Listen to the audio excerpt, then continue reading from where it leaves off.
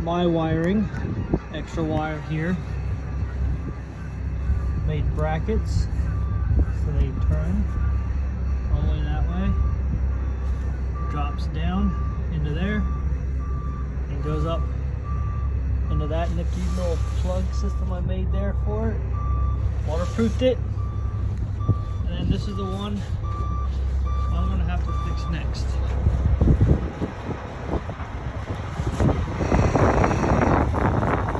Gonna be nothing but problems. Salt water gets into that little hole there.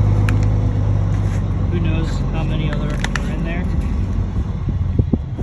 Quick connects with water already in them. That's going to be a problem this winter. And it just looks so jambalaya.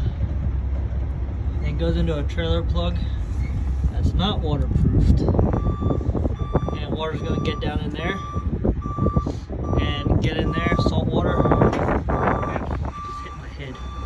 And for everyone out there, we all know salt water